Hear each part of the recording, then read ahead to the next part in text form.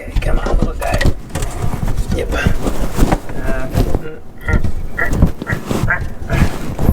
There we go.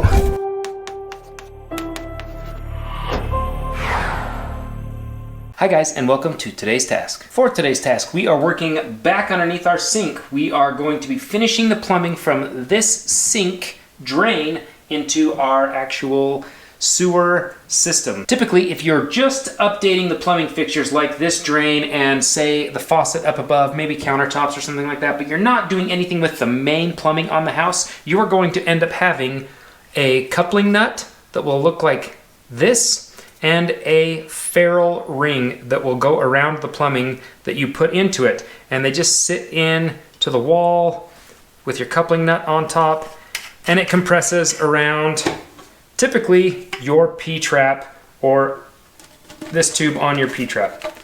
And that compresses and tightens up and no sewer gas leaks out of there, and it works really, really well. Because all of the plumbing in this house is brand new, I've had to go in and put all new ones of these on. Now, I let my plumber do that because it was worth my time, but I really wanted to show you how to do that if you have new construction, or say you've cut your construction back to here and you need to put new ones on. I'm gonna show you how to do that process now. First things first, I went ahead and dry fit everything. So I know that typically this will just come out straight and my P-trap will come over here. But if I just kind of even try to get that remotely over there, we're nowhere near it. I clearly need to make some sort of an angle, which will be a 45-degree angle. So I took a 45-degree angle and dry fit it on there. Then I dry fit my adapter on there with my coupling nut and my ferrule ring. And now I know I'm gonna make the distance that I need to. And I know it's gonna line up, but I don't know quite where I need to cut this piece to. And I don't wanna figure that part out until I get this more stationary. So first step is gonna be to glue this in place. And anytime you're using black pipe, this is called ABS pipe, you need to be using ABS cement. If you're using just regular PVC cement, it will not bond properly. It will not heat this up and weld it properly. So make sure you're using the correct glue for the correct pipe. This stuff is very, very dirty and very nasty. So be careful working around your new construction pieces. I'm gonna put it just on this piece for right now, and as much on this as I can without getting it on any of this white backing, because we want this to just stay nice and clean for the new homeowners. So we push it on and tilt it into place. And one thing I want to do is put this piece of pipe on there to kind of tell me where the height needs to be. And I like that, so I'm going to hold that steady for just a few seconds and it'll be good to go. Because this is a female end and the next piece that we're going to put on for our coupling ring is a female end, I needed to cut a small section of ABS pipe that will act as a close nipple. That is what it's called, but typically they're threaded, but that's what I'm going to use it for, to go in here and then to here, and then we can move on. A little bit of glue goes a long way with this ABS stuff. It can get really messy real fast. And once you push it in, don't take the pressure off for a few seconds, because when you push it in, there's a little bit of back pressure that will want to push that piece back out. So push it in and hold it in place. That's totally fine right there. Should be good. Now we can glue this next piece. A little bit around that ring, a little bit around this side, and then we're going to squeeze that guy on there as well.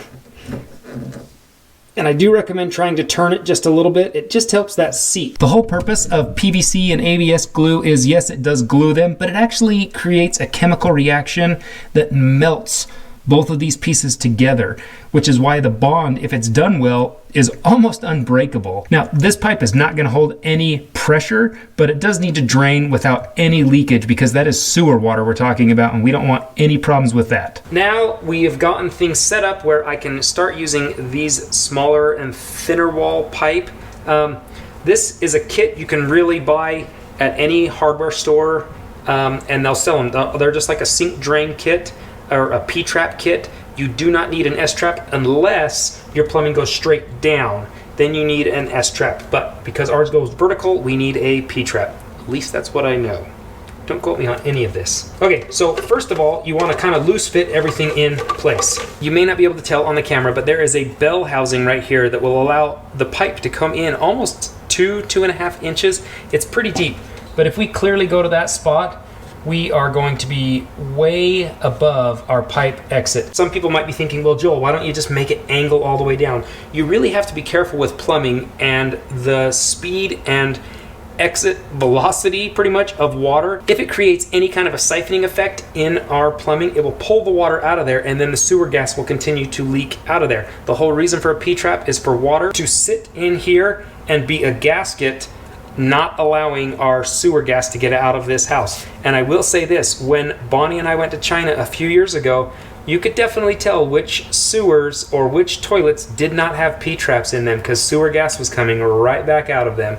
So if you're missing it, you'll smell it.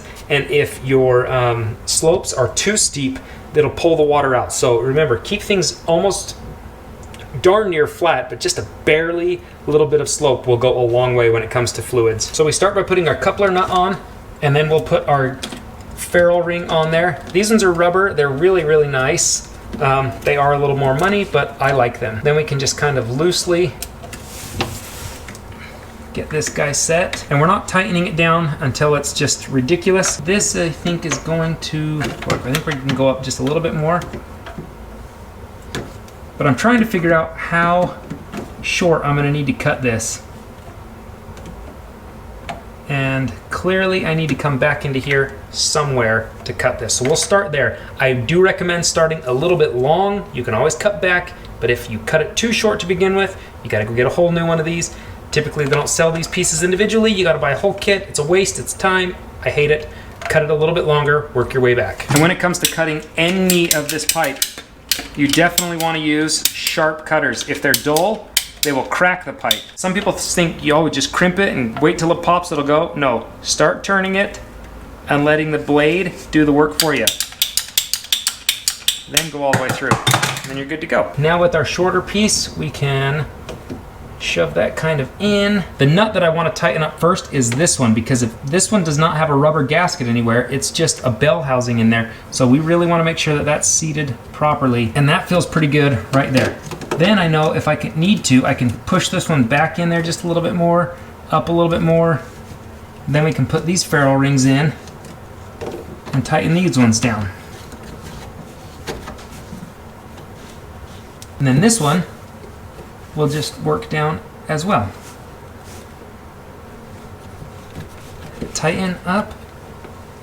And notice I'm not using really any wrenches on here because these don't need to be wrench tight. If they're wrench tight to stop a leak, something's wrong with your plumbing. Your ferrules aren't in, or they've gone bad, or you've just got something sitting cockeyed and it's really straining on a joint, and that's not good plumbing. So I recommend that you just make them finger tight and check your seals. Now we're good to check and run water through here and see if it drains.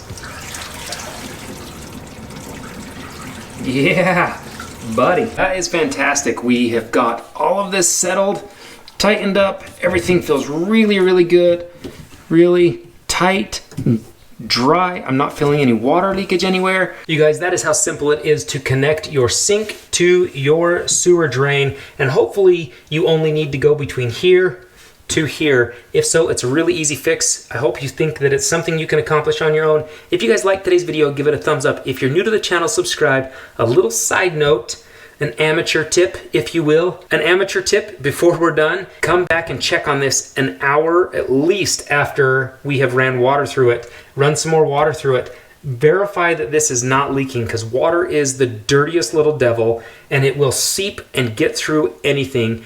And I know some people are very scared of electricity. I'm more scared of water than I am electricity because it can destroy things so much quicker and so much more unnoticeable. It's just abhorrent to me. So double check all your joints, come back and take a look at them a little bit later just to verify that they're still good. If you guys are not sure where to get one of these P-trap kits, I will link them in the description down below, and we'll see you guys next time. Bye guys. You have to do a ferrule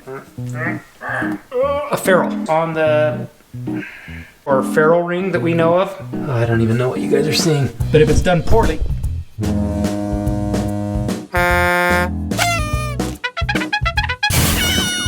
and if you learned something from today's video,